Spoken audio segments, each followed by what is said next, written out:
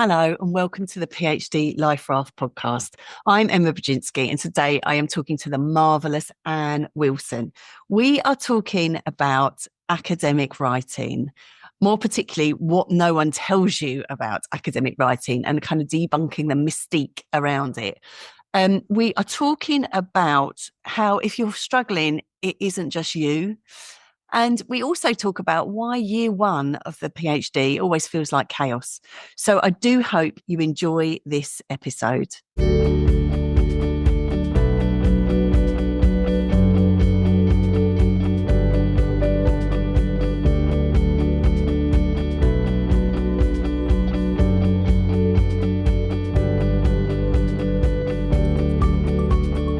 Hello, Anne. Hi, Emma. Hello. Thank you so much for being here and responding to some random woman who tracked you down and said, please come and talk to us. It's a pleasure. It's a pleasure. I am so excited to have your expertise here today.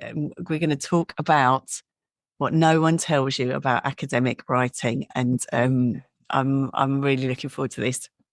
Me too. But before we get going, I'm going to ask the same question as I asked everyone in terms of tell us a little bit about your PhD journey. Oh, bad memories, Emma. It was a very long time ago. It was in the late 70s. It was a grim experience. It took me about 8 years. So I ran out of funding after 3 years and Wow. was sort of working. There was very little support, almost no supervision, no progression reviews or anything like that. And I'd kind of been used to, being quite top of the class and lots of structure. And I was just at sea. My mental health declined. It was a very grim experience, to be honest. And about a week before my viva, my dad had a stroke. Oh, no. So by that time, I almost didn't care what happened. I was very, very glad to finish it and to move on. I am so sorry that you had that experience, and especially to hear about your dad and all that must mean in that moment. But that sense of kind of, okay, done, move on. I get that, and I'm sure lots of people will be able to relate to that. But I think ideally, and I know that you're in this camp too, ideally, we don't want people to have that experience of the PhD in terms of, oh my goodness, just get it done and then forget about it. Absolutely. But I think that, I was just on the cusp of people before me who you did a PhD in a kind of leisurely way and you walked into an academic job. Yes. But by the time I came along, academic jobs were becoming scarce, quite hard to get. And I think also supervisors felt a bit threatened by people coming up through the ranks because their jobs were not as secure as they had been. Right. So I was delighted then to discover freelance journalism and to leave academia behind and to become a freelance writer. And so I had quite a long career in journalism and screen media writing, mostly for public sector organisations. But then I was lucky enough to discover I think it was 2014, the Royal Literary Fund. And I became a Royal Literary Fund fellow at Brunel, advising people on their academic writing. So that brought me back into academia. And now I'm part of the Royal Literary Fund Consultant Fellow community, which goes in and does workshops, mostly with postgraduates. And it's coordinated by the writer Katie Grant. And I've sort of come back to academia and had a great experience in, working with researchers. So it's kind of cleansed the PhD experience. Oh, I like that. And so brilliant that we're giving a shout out to the RLF because the work that you do there is amazing. And maybe some people listening will have been lucky enough to have experienced those workshops. And certainly we will put in the show notes a link to that work because great. It's fabulous, really fabulous. So this is a positive experience now. This is you're in love with academic writing and sharing the love with others. So we had to chat, didn't we, about what we were going to talk about and how we were going to title it.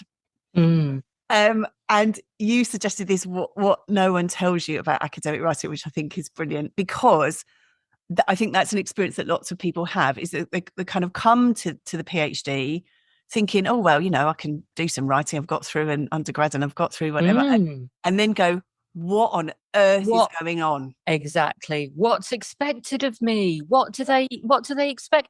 And I think it's hard, Emma. It's very hard. Yeah.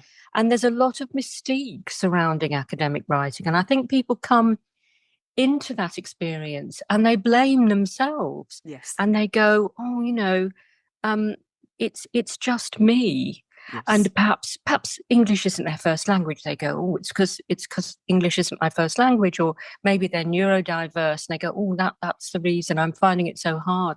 Yeah. But no, I think it is hard, and I think we don't talk enough about the process of writing, and I think we don't talk enough about what academic writing is and what it isn't. Yes. And yes, I've had the experience. I've had a room full of very experienced academics, and asked them, can you define academic writing? What is it? And what does good look like?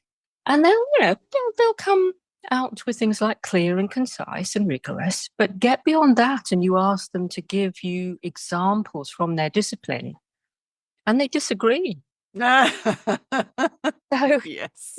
How can a researcher coming into the PhD experience within a discipline, how can we know what good looks like? Because there's an element of subjectivity in it, what your supervisor likes or doesn't like. Yes. So it's very hard to know. Yes. And I think this is so brilliant to name this, because as you say, so many people think it's me, it's my problem. I can't do this. I don't understand what's going on. And actually, as you say, there's a whole history of what this might mean, and all sorts of people's opinions. And I think it's just brilliant to get that out in the open and go, okay, this isn't as straightforward as maybe it's being presented, when it's kind of like, you must develop your writing is the feedback you get. And then you're kind of like, well, what does that mean? Exactly. And I think the key thing, Emma, that perhaps, isn't clear enough to people is that academic writing is communicating. And I think a lot of people tend to think, oh, it's about talking posh. I've got to use big words and long sentences. And I always use the example that people who can communicate very, very clearly verbally start saying things like, in writing, ablute your upper extremities in advance of consuming comestibles, instead of saying wash your hands before eating. But actually the best kind of communication is direct communication. And people think, oh, I'm writing too simply. But no, if it's communicating your ideas in all their complexity through short, simple sentences, then it's good writing. Yes, I love this. So this sense of kind of, if it feels vague to you, the information that you're getting, it probably, because it is, it's kind of what we're saying, and that what good looks like is not always as clear cut. No, it's socially defined. It's socially defined what good looks like. I love it. So we're all feeling this challenge. Help us, Anne. Well, okay. So I think, what is it? So it's communicating your research. It's the language we use to communicate research. And then you say, right, well, what's research? And research is answering a question as a persuasive argument supported by evidence. And if you think about what makes academic writing different from high quality journalism, let's say like The Economist, which I think is high quality journalism. Yeah. And I think the key thing is it's the evidence. It's that when you make a statement, not every statement, but when you make a statement that the reader could challenge, then you have to supply the evidence. And in that way, what you're doing is building knowledge within your discipline. You're building on the knowledge that already exists by answering a specific question as a persuasive argument supported by evidence. But I think a sort of key thing, and I've got to credit a woman called Karen Ottewell at Cambridge. I went to a seminar that really changed my thinking on this, because she was a linguistics expert. And what she said was that the other thing that people don't realise is that academic writing in English is very different from academic writing in other languages. And that's partly to do with some of the characteristics of the language. And she talked about 4 pillars of academic writing in English. First of all, it comes from the ancient Greek, so it's the art of rhetoric. Right. And again, it's very different from academic writing in Chinese or in Portuguese.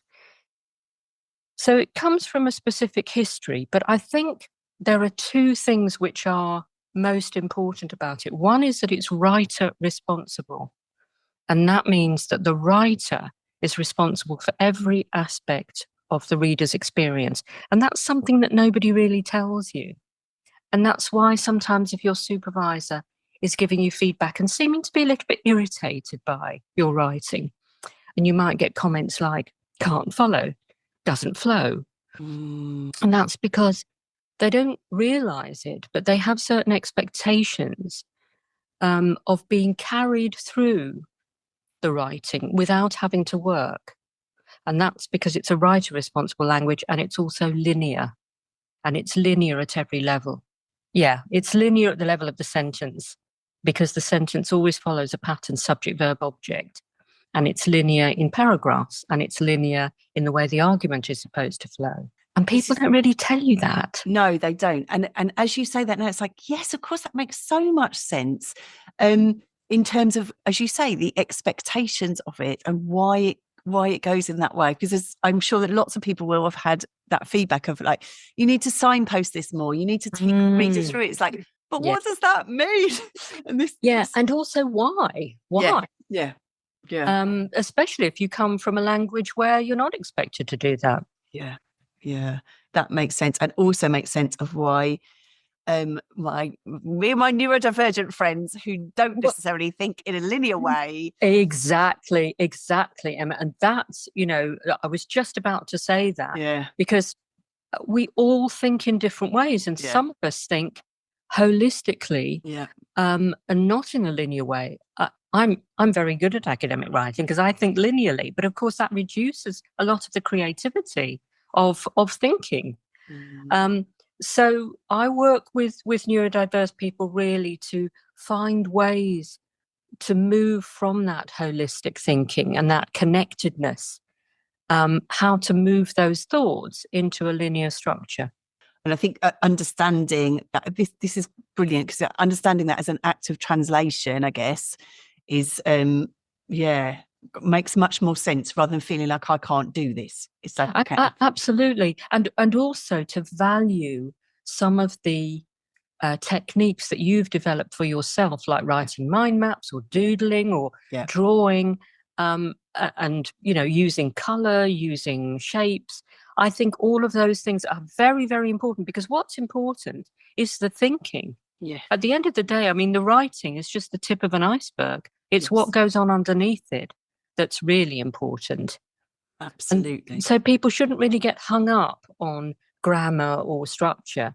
And if they're struggling with that, then finding a way to sort of put their raw ideas before their supervisor is a really good idea. As you say, that the thinking is the foundational stuff, and I think we sort of fetishize the writing, actually, don't we? And think that's where the work is taking place. Yeah, fetishize it. I think it does get fetishized and separated out. And also people can challenge their supervisor and say, can you give me an example of what you consider to be good writing, regardless of the content? Show me something that you think is good. Oh, this is brilliant. This is brilliant. Now, I also know, and I want to ask you a bit about this too, because I think that the PhD is the gift that keeps on giving.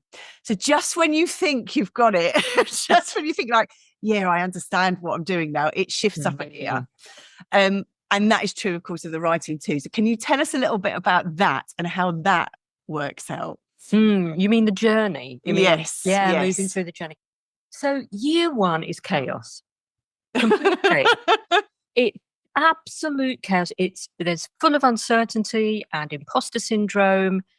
And again, I think people don't reassure people in year one enough to say, yes, you are in chaos and that's where you should be, because it's not just normal, it's necessary at the start of a big creative project.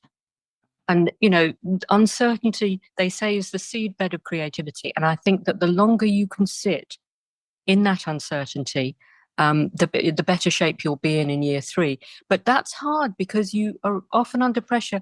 Write your literature review, Yes. write your progression review. And of course, you have to do that. But when it comes to the literature review, I prefer to say, I am reviewing the literature. And you will be reviewing the literature in year one for a particular purpose. It might be just to see what's out there, to look at the debates in your discipline. But you will be reviewing the literature again in year two, year three, and the literature review you submit in your PhD will not be the one that you created in year one. So it's not fixed, it's dynamic. Yes. I think in year two, it's about overwhelm, that you've got all this material, you've got a much better idea of where you're at. And now it's time to choose. And now it's time to limit your focus. And I think a lot of the writing then will be, about choosing a specific pathway and writing according to that. And that's hard because there'll be lots of byways that you went down in year one and you'd quite like to explore, but you have to choose, you have to let some things go. Yes. So I think that's, that's year two. Yes. I think also your relationship with your supervisor, and I know this is straying outside writing, but I don't think it is really, because you're getting feedback from them. Yeah. And I think as you become more confident and more knowledgeable in what you're doing, I think your relationship with your supervisor should change. And I sort of say to people, it's okay to brief for feedback. It's okay to say, don't give me, this type of comment is not helpful at the moment. What I really need now is this. Yes, yes. I think supervisors, they want to be helpful, but, and so they comment on everything. Yes. And I'm sure that you've done this too. It's like, as a supervisor, it's a gift for someone to say, can you give me feedback on this, please? You go, brilliant, right? I'm faced with 15,000 words. Actually, now I know where to start in terms of feeding back to you, rather than just trying to talk about everything. So, exactly that. Don't be shy about asking for that, and showing perhaps not writing, perhaps a mind map, or and this is kind of anticipating my top tips, but with I teach a lot with Katie Grant, and we do quite a lot of longer courses for the different year groups. Right. And one of the things that we show people how to do is what we call the 9-point structure. It's a way of telling a story and thinking about looking the reader in the eye and saying, reader, what I really want you to know is this. And don't ask me why it's 9 points. It's just the sweet spot. But you can do your 9 points for any section or for a chapter or for your whole project, and just show that one page to your supervisor when you're happy with it and say, well, here's my argument. What do you think? Yes. This is genius, because then this is the hub. This is my thinking.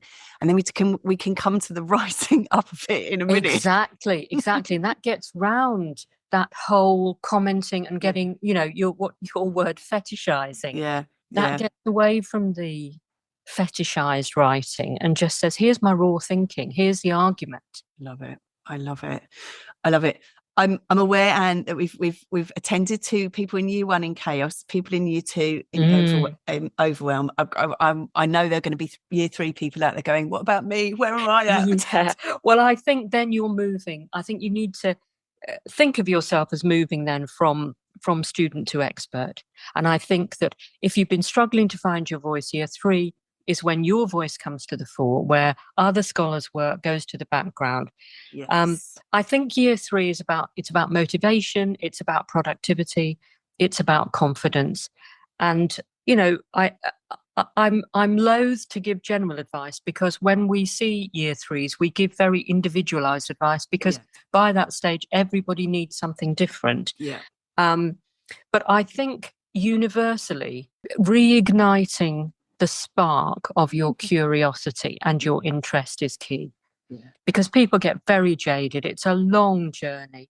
And so we do a free writing exercise where we get people to reconnect with what excited them in the first place.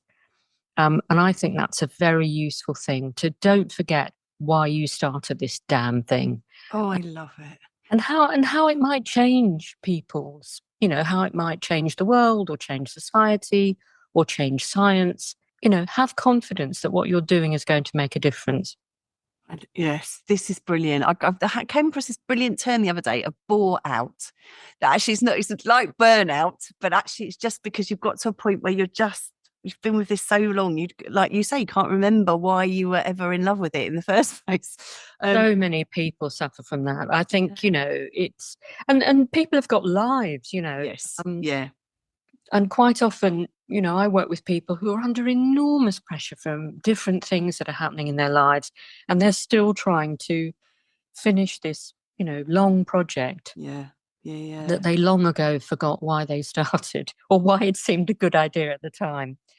Yes. Oh, this is gorgeous. And thank you also for reminding us this sense of it is going to be very unique, because I think also it's useful and to kind of go year 1, 2, 3, but also we recognize that there's going to be people working through part-time, people who are taking time out, people who it's just going to take them a bit longer because of their projects. So they may be in year 4 or 5 because that's how the project is developing.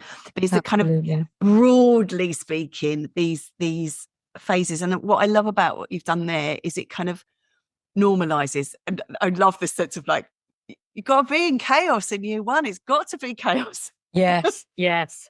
And of course, COVID had an enormous effect on many people's PhDs.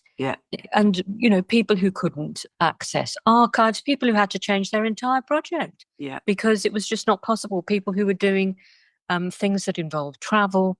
It was very, very disruptive. And very difficult for a lot of people. Yeah, and people, you know, as you say, the kind of COVID generation are coming through now, and it means different kinds of work. That's what it means, different kinds of work.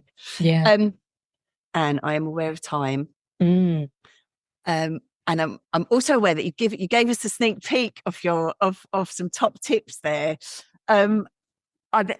Are there, because I recognise this is a ridiculous question that I ask for people at the end in terms of what are your top tips. It could be that you're recapitulating something you've already said, or something extra that you want to share.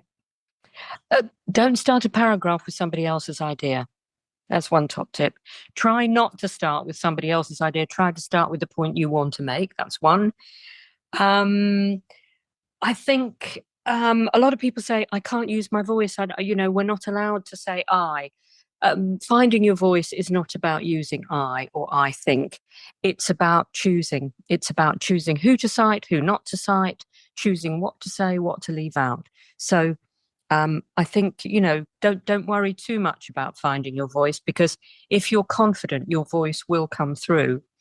And I suppose the other thing that I would say is 2 things. Reflect on your process, because writing, it's not a talent, it's a skill. It's like sport. You have to break down every element of it and think whether you can find a technique to do something a bit different, and reflect on your last piece of writing and think, what do I need to change? What can I try this time? What went well? How did I get that great paragraph that got no red comments from the supervisor? And I think that's a way of reflecting and a way of improving. That way you will keep improving in your writing. Can I say one other thing? Please do. Please do. If you cry when you get something back from your supervisor, give yourself a bit of time to cry, because it can be very upsetting. As writers, we know all about negative feedback and how that feels. And I think it's important for people to give space to their feelings before they start to move on and try and action the comments. And I think if you are upset by something, maybe if you can be confident enough, tell your supervisor you found it upsetting and frustrating, because it's important for them to know that. Thank you so much for mentioning that, because it's such a tender thing to do, isn't it? And a vulnerable thing to do, to put yourself out there on a piece of paper for somebody else to look at and comment on. These thoughts that you've been having, this deep, insights and desires. And I think... And that's taken you days or weeks. Yeah. And that sense of cry, if you're not crying, are you even doing it, is my question. And similarly, if you're thrilled by it, give yourself space to be thrilled and give yourself a good pat on the back. Yes, it is an emotional experience. And I think that what we're absolutely not saying is that, you should be upset by your supervisor's comments. That isn't what we're doing. And actually that sense of hopefully building towards, I think what's underpinning what you're saying, building towards kind of mutual respect and waiting for feedback and then getting feedback that's useful and supportive. That's absolutely what we want. Exactly. But the emotional element of it, that is likely to be there, because it's an emotional journey as well as an intellectual journey, isn't it? Yeah, absolutely. And was there something else? I want to get all the wisdom before you go. But was there something else? No, that's it. I think that's it from me. Thank you very much for having me, Emma. Thank you so much for sharing all of this. I get a real sense of the wisdom that you have built up over these many years that you've been doing this. So thank you so much. And thank you all for listening.